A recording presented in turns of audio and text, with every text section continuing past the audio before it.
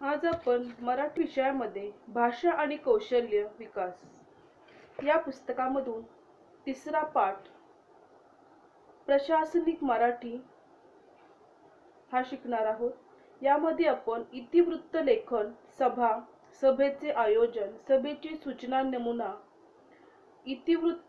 इतिवृत्ताचे प्रकार, इतिवृत्त लेखन, इतिवृत्त लिहिताना घ्यावयाची काळजी, इतिवृत्ताचा नमुना, माहिती पत्रक, माहिती पत्रक म्हणजे काय, माहिती पत्रके कशी असतात, माहिती पत्रके कुठे वापरली जातात, माहिती पत्रके कसे असावे, नोकरी अथवा रोजगार, माहिती पत्रकाचा नमुना, जाहीर निवेदन, नमुना, वाणिज्य व माहिती तज्ञांचा विषयक परिभाषिक संज्ञा, हे सर्व आज आपण या पाठामध्ये अभ्यासणार आहोत। सर्वप्रथम आपण इतिवृत्त लेखन म्हणजे काय हे बघूयात। त्याची प्रास्ताविक आपण सर्वात पहिला अभ्यासूया। प्रशासनिक कामकाजामध्ये सभेला विशेष महत्त्वाचे स्थान आहे। सभा ही त्या संस्थेच्या कार्याच्या स्थगितीचा आढावा घेत संस्थेच्या कार्याला दिशा देण्याचे कार्य करत असते। सभेची नोंद दप्तरी घेताना सभेच्या पूर्वी काय स्थिती होती अथवा निश्चिती झाली होती, त्यावर काय चर्चा झाली आणि निर्णय झाले याची नोंद इतिवृत्ताद्वारे घेतली जाते। म्हणजे इतिवृत्तापर्यंत जाण्याची पहिली पायरी म्हणजे सभा होय। सभेसंदर्भात व त्या अनुषंगाने सभेच्या सूचनेसंदर्भात जाणून घेऊ। प्रशासकीय कामकाज करत असताना सभेची काही वैशिष्ट्ये व विशिष्ट ध्येय अथवा उद्दिष्टे असतात। त्यांना व्हिजन अथवा मिशन असेही म्हटले जाते। त्यांना साध्य करण्यासाठी ती संस्था व संस्था चालक सतत कार्यरत असतात। त्या संस्था शासकीय, निमशासकीय, खाजगी असू शकतात।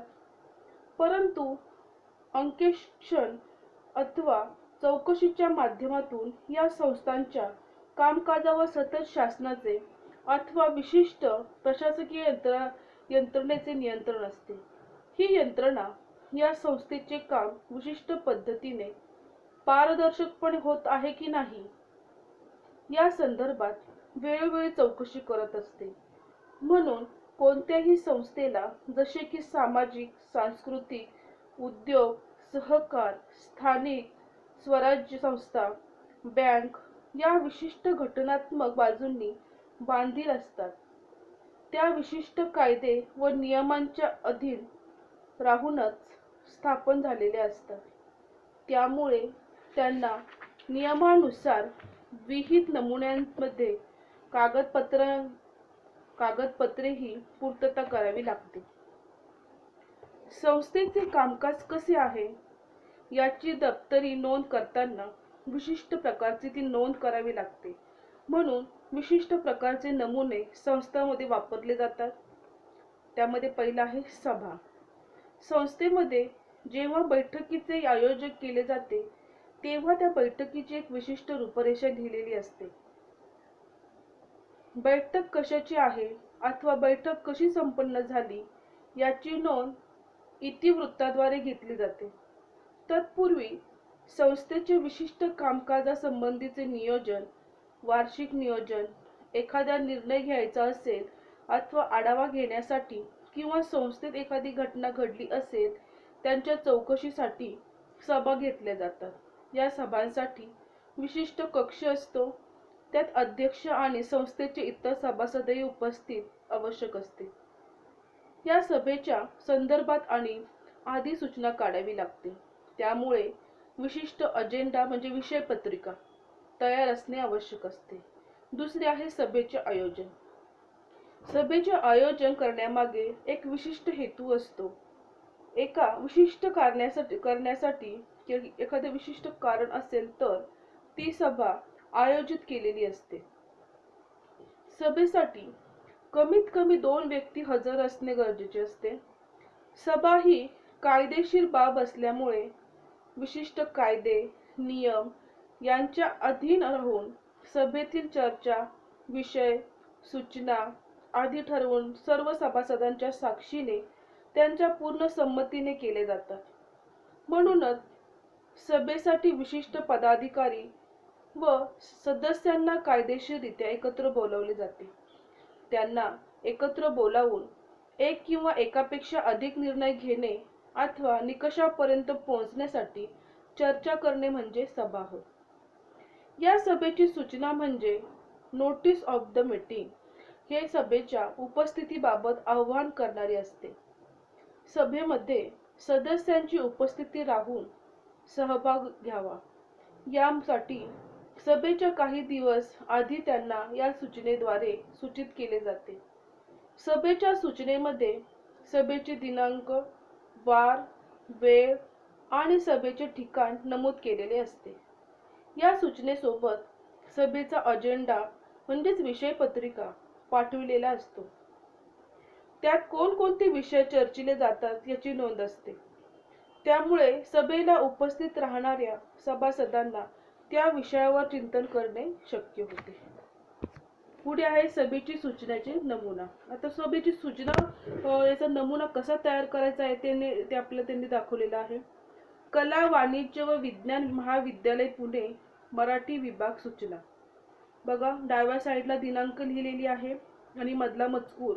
मराठी विभागातील सर्व प्राध्यापकांना कळविण्यात येते की शैक्षणिक वर्ष 2018 ते 2019 मध्ये विभागामार्फत राबविल्या जाणाऱ्या विविध कार्यक्रमाच्या संदर्भात चर्चा करण्यासाठी सोमवार दिनांक 21/6/2018 रोजी दुपारी 12:30 वाजता न्यूटन सभागृहात माननीय प्राचार्यांच्या अध्यक्षतेखाली सभा आयोजित करण्यात आलेली आहे. तरी सर्व प्राध्यापकांनी वेळेवर उपस्थित राहावे ही विनंती. विषय पत्रिका आहे. मागील सभेची इतिवृत्त वाचून कायम करणे. 2. सन 2018 ते 19 या शैक्षणिक वर्षातील विभागीय कामकाजांचा आराखडा निश्चित करणे. 3. विविध कार्यक्रमाच्या समित्यांची निश्चिती करणे. 4. विभागीय ग्रंथालयासाठी पुस्तक खरेदीबाबत चर्चा करणे. 5. माननीय अध्यक्षांच्या परवानगीने ऐनवेळी आलेल्या विषयावर चर्चा करणे. आणि खाली सही आणि प्राचार्य. अशी सभेची सूचना सभासदांपर्यंत गेल्यानंतर ठरलेल्या दिनांकास सभा पार पडते. सभेमध्ये कशा प्रकारे कामकाज पार पडले, कोणत्या मुद्द्यावर काय निर्णय झाला याची तपशीलवार माहिती, सभेत घडलेल्या घटनांची, विषयांची चर्चा, निर्णय व ठराव यांची लेखी स्वरूपात नोंद केली जाते. ही नोंद म्हणजेच इतिवृत्त होय. म्हणजे सभेचा थोडक्यात वृत्तांत म्हणजेच इतिवृत्त. इतिवृत्त म्हणजे इतिवृत्ताला सभेचे कार्यवृत्त असेही म्हटले जाते. कारण विशिष्ट प्रकारच्या नोंदी करून सभेमध्ये जे जे काही घडले त्याची टिपण काढून ते लिहिले जाते. यथार्थ व वस्तुनिष्ठपणे हे कार्यवृत्त लिहिणे गरजेचे असते. सभेत संमत झालेला ठराव जो असतो, जी सभा झालेली आहे त्यामध्ये कोणता ठराव संमत झालेला आहे व कोणते निर्णय घेतले गेले आहे याविषयी कायदेशीर नोंदी त्यामध्ये असतात. म्हणून ल. रा. नाशिराबादकर म्हणतात, सभेत जे कामकाज झाले, ठराव संमत झाले व विविध निर्णय घेण्यात आले त्यांची अधिकृत लेखी नोंद म्हणजे कार्यवृत्त होय. इतिवृत्ताचे प्रकार. इतिवृत्ताचे मुख्यतः 2 प्रकार पडतात. अहवालात्मक इतिवृत्त, वृत्तांतात्मक इतिवृत्त. अहवालात्मक इतिवृत्तामध्ये विशिष्ट हेतूने संकलित केलेल्या माहितीची नोंद असते. त्या आधारावर विशिष्ट प्रकारचा अहवाल तयार करून तो शासकीय कामकाजासाठी वापरला जात असतो. त्या वृत्तांतात्मक इतिवृत्तात सभेचे घडलेल्या घटनांची, झालेल्या चर्चांची, त्यावर आलेल्या सभासदांच्या प्रतिक्रियांची नोंद असते. आता इतिवृत्त लेखन आहे ते कसं करायचं आहे ते आपण बघूया.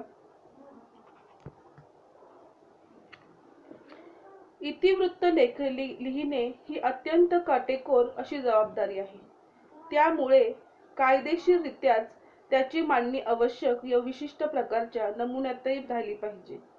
म्हणून इतिवृत्त लिहित असताना खालीलप्रमाणे नोंदी करणे आवश्यक असते. 1. आयोजित सभेचे नाव. 2. सभेची दिनांक, वार, वेळ आणि स्थळ. 3. सभेचे अध्यक्ष. 4. सभेला उपस्थित सभासदांची नावे. 5. सभेसाठीचे विषय पत्रिकेतील विविध विषय क्रमांक 1 पासून तो 1 जे काही विषय नोंदवत जाणे. 6 आहे त्यानुसार आलेली विविध प्रस्तावना. 7. प्रस्ताव सुचविणारे सूचक म्हणून तर अनुमोदन करणारे अनुमोदक म्हणून नाव आणि सही. प्रस्तावानुसार झालेला ठराव व त्याचा तपशील. 9. ठराव कसा संमत झाला, बहुमताने की एकमताने, त्याचा उल्लेख. 10. ठरावासाठी मतदान घ्यावे या लागले असल्यास ठरावाच्या बाजूने अथवा ठरावाच्या विरोधात झालेले मतदान, मतसंख्यांची नोंद व नावे. प्रत्येक ठरावाच्या खाली सूचक व अनुमोदकाचे नाव. इतिवृत्ताचे नोंदी लिहून झाल्यानंतर त्या योग्य व मान्य असल्याबाबतची खातरजमा करून घेतल्याबाबतची सभेच्या अध्यक्षांची इतिवृत्तीच्या खाली उजव्या बाजूला सही व दिनांक असणे आवश्यक असते. इतिवृत्ताच्या डाव्या बाजूला खाली इतिवृत्त ज्याने लिहिले त्या चिटणीसाची अथवा कारकुनाची सही व दिनांक. अशा प्रकारे इतिवृत्ताची नोंद पूर्ण होते. इतिवृत्तामध्ये या व्यतिरिक्त इतरही विषय नोंदवले जाऊ शकतात. उदाहरणार्थ, एखाद्या दिवंगत व्यक्तीच्या श्रद्धांजलीचा विषय, सभेत गैरहजर असलेल्या सभासदांचा विषय, ठरावाशी संमत अथवा असंमत असलेल्या सभासद अथवा अधिकाऱ्यांचा उल्लेख अशा काही गोष्टी इतिवृत्तात नोंदीत असतात. पुढे आहे इतिवृत्त लिहिताना घ्यावयाची काळजी. आता इतिवृत्त लेखन म्हणजे काय हे आपण बघितलेलं आहे की इतिवृत्त म्हणजे सभेमध्ये जो काही अहवाल आहे, तपशील आहे, तो इतिवृत्तामध्ये व्यवस्थित असे मांडला जातो, त्याचे लेखन केले जाते. परंतु लेखन करत असताना त्याची घ्यावयाची काळजी आज आपण बघणार आहोत. 1 आहे इतिवृत्त परिपूर्ण व अचूक असावे. 2. सभेच्या प्रारंभापासून ते सभा संपेपर्यंत संपूर्ण आढावा त्यात असावा. इतिवृत्त संक्षिप्त व क्रमशः असावा. इतिवृत्ताची भाषा जी आहे ती सोपी असणं गरजेचं आहे. पुढे अलंकारिक व पाल्लाळिक भाषा नसावी. विशिष्ट विषयात किंवा व्यवसायात, क्षेत्रातील अथवा विशिष्ट कामकाजाशी संबंधित पारिभाषिक शब्द, संकल्पनांचा उल्लेख इतिवृत्तात आलाच पाहिजे. कामकाजा व्यतिरिक्त कोणतेही सभाबाह्य विषय इतिवृत्तात नोंदवू नये. एकाच विशिष्ट विषयावर अथवा ठरावावर जोर देऊ नये. कोणत्याही गटाची अथवा सभासदाची झुकती बाजू घेऊ नये. 10. इतिवृत्त लेखची स्वतःची मते त्यात असू नये. 11. इतिवृत्त ही कायदेशीर बाब असल्यामुळे आपली संस्था अथवा संस्थेची संबंधित कोणत्याही घटनांची प्रतिष्ठा धोक्यात